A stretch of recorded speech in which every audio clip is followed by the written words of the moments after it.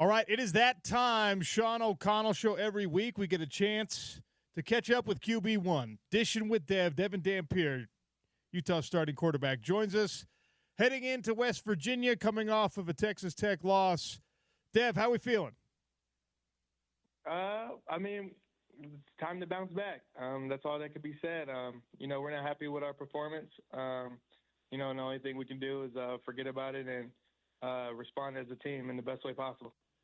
So, that feels like the obvious thing that you got to focus on right now, improvement. As we look back at Texas Tech, we look back at the offensive numbers, what the defense was and was not able to do. Going into the game, how did it feel? At halftime, how did it feel? Was there anything that indicated to you that it was going to be that rough of a day? No. I think we hurt ourselves a little bit at the beginning. Got a touchdown call back and just 2 turnovers, on drives that, I feel like we were able to cross, the 50-yard line. So, just stopping our momentum kind of early. But, again, it's, things happen on that field. And, I think as an offense, collectively, we just need to respond a lot better to when things aren't going our way and to be able to make that flip when the time is needed. You got to give credit to Texas Tech. Obviously, that the roster they brought in the transfer portal, they spent their money well. They played hard. It's not an easy environment at Rice-Eccles Stadium. Their offensive line learned that the hard way with a bunch of false start penalties. Was what Texas Tech gave you from a looks perspective kind of what you saw on film all week long in preparation for the game? Yeah, for sure. We very much knew they were a good team coming into this, especially defensive-wise. Those guys definitely held it down, and, obviously they're a great defense. So, I think we got everything we expected out of them, and, they played great. So how do you personally bounce back? What's your process for it? Because you got to learn the lessons. You probably got to watch the film, but how do you not let this game, to lean into the old cliche, how do you not let it beat you twice? How do you not let it become a thing in your mind that holds you back the rest of the way? Yeah, again, I have a two-day rule, regardless of it's a win or loss. That's how many days I get to reflect on that game that just happened. So, my two days up. So, it's now move on. That's in the past. Obviously, multiple learning points from that game, and that's going to continue to put a chip on our shoulder and allow us to be better. What's the community now that the 2 days is over? But take me back to when the 2 days are still going, because people look to you naturally, right? While it's happening, after it happens, people talk to the quarterback. People walk up to you, say, "My bad for doing this, for the penalty, for whatever." And I imagine that you're having those conversations with your teammates as well. How did that go? How's the team chemistry even after a loss? Yeah, we're definitely not happy about it. We have high expectations for our team, and we're still trying to live that out. So, just a lot of conversations for sure. Just bounce back. That's really the end of it. There's nothing we can do to change what happened. So, to stay positive. Let's forget this game and let's do what we do best. Let's get back on track. The week of practice becomes, well, it is important. It does become important. It's important every single week. So it's easier, right, when everyone's having fun, when everyone's undefeated, when things are going well. It's always easier to put in the hard work. It becomes a little bit more challenging sometimes if you're coming off a challenging performance like that one. But I imagine there's some motivation to it as well. So what does the week of practice heading into West Virginia look like? Yeah, just again respond. I think we're going to use this loss in the right way possible. Again, to learn and to carry that chip on our shoulder. A lot of doubters have come in against us, and we feel that as well. So it's about time that we take that as a chip, and we continue to use that the rest of the season. Let's not only focus on the negative. There were some positives. I know there's no moral victories, and I know, all you care about is a win at the end of the day. It seems like your your chemistry with Dallin Bentley is really, really dialed in. He had 6 catches for 75 yards. Some of those were crucial third down conversions in a situation where it's like, that's what tight ends are for in, the average fan's mind, that safety net, that outlet. And he had a great game. You were able to find him in some of those certain situations. So how's the chemistry with Dallin coming along? Yeah, I mean, it came along since the spring, since I've gotten here. He's proved that he's a guy. We were a little shocked that he didn't play as much, before we got here, just because how talented he is. And I'm glad that he's able to showcase that every week because he's one of those guys that truly care about the sport and his team, and just a good guy all around. So you love to see those guys shine. And I imagine you already knew that this would be the case because you've played with Ryan Davis before. But for Utah fans, he is one of the new faces on this roster, and back-to-back double-digit catches. That's probably pedestrian in some programs. You don't see it a lot with Utah football wide receivers where they have back-to-back weeks with 10 catches or more. What do you think of his performance and the contributions you expect him to make the rest of the way? Yeah, Ryan's one of those. He's a grinder. He takes practice very serious as well, and it all tends to mesh up the same way in the game. So, I think he's doing a great job getting open. And yeah, I mean, when you're open, you tend to get the ball. So, he's doing a great job out there. I guess it would have been the fourth quarter drive where it went well, right? You guys, you drive down, you score. It brings this team to within 3. What was the difference in that drive versus the rest of the game against Texas Tech? Yeah, I would say, we switched it up a little bit. I feel like that drive just, we went a little bit tempo just to, keep the guys out there that's been balling that game, that's been having, their shines. Let's keep that group in there and, let's just roll. And, I think we put up, a great drive that move. So, yeah, you could say that was just a little bit of difference in that drive compared to the others. You like running tempo. I mean, it does switch things up for a defense, but in some ways it makes your job harder as the quarterback as well. Obviously, in that case, it worked. But just in general, do you enjoy that change of pace when it happens in a game? Yeah. I think tempo is always a great thing to, use every once in a while for sure. The defense tends to stay in more of a the same kind of call throughout the drive just because how fast we're moving. They tend to line up in the same thing that they've been running since the beginning of the drive. So, it does make things easier, and it does make things harder also just in conditioning-wise. All right, so as you turn the page to West Virginia, it's probably the most, cumbersome road trip. It's not like a slick, easy, direct flight that takes an hour or two. It's a college town. It's not like some major metropolis or anything. It's a business trip for you all, no matter what. But this is a big one because you got to bounce back and you got to do it against a team that is licking its wounds as well. What do you expect from West Virginia and from the road trip to West Virginia? Yeah, I mean, you hear about West Virginia's stadium, pretty a lot also. So, you expect that good crowd, home field advantage for sure. And, I think their defense, honestly, been getting after it. They do a lot of blitzes. They do a lot of things schematically that are different. So, again, it's another week that we got to lock in and, prove to ourselves that, we are this team. Our conversation with Devon Dampier, Dishin with Dev, is brought to you by Culligan Water of Salt Lake City. Experience the Culligan difference. America First Credit Union, Polylift Concrete Lifting and Piering, ARUP Blood Services, Give Local, Save Local. What we did see against Texas Tech and what we have seen kind of throughout the season so far is that, there's versatility in some of these weapons. Lander Barton was out on the field offensively again against the Red Raiders. We saw a little bit of Smith Snowden. Jackson Benny is the one who had the beautiful adjustment on that long pass touchdown. Unfortunately, gets called back. Do you anticipate kind of the same level of usage from these dual threat players that we have seen already to this point? Yeah, I mean, those guys, obviously we go off of how they're feeling and their condition, but I mean, yeah, those guys love to play both sides of the ball.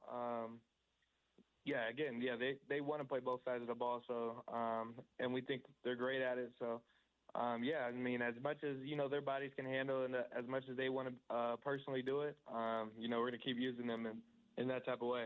It's sometimes hard for fans, not for coaches, because coaches know what they're doing, but it's sometimes hard for fans to know what kind of adjustments need to be made after wins, right? Everything's going well, just do what you've been doing, and then everyone becomes a coach and a coordinator after a loss and says, well, this is what has to happen, this is what we need to do. Dev's got to be running more, you got to attack the middle of the field, you got to stop throwing the ball to this guy or that guy.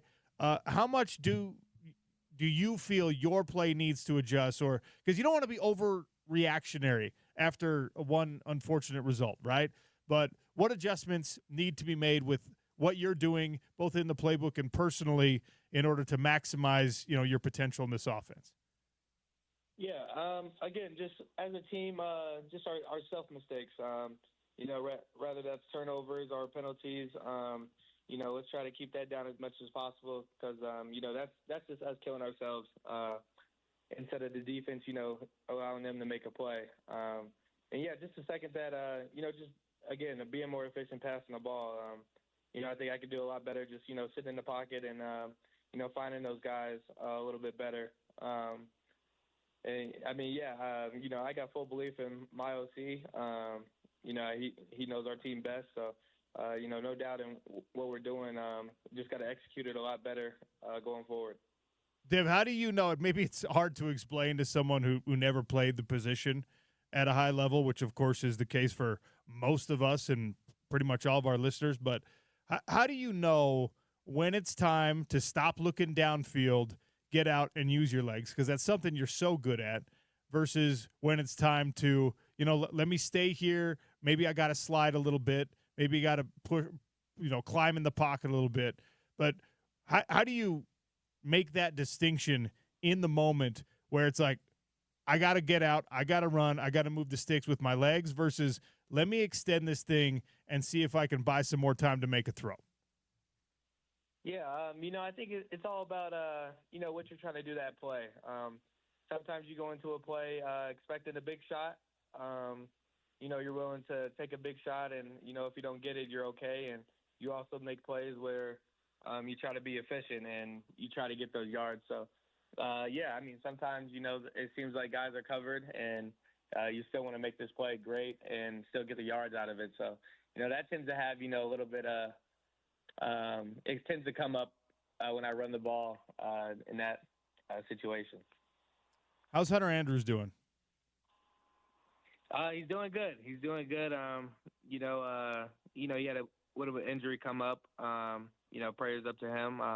Not fully aware rest of the season, but just great attitude, obviously, around our team, and prayers up to him for sure.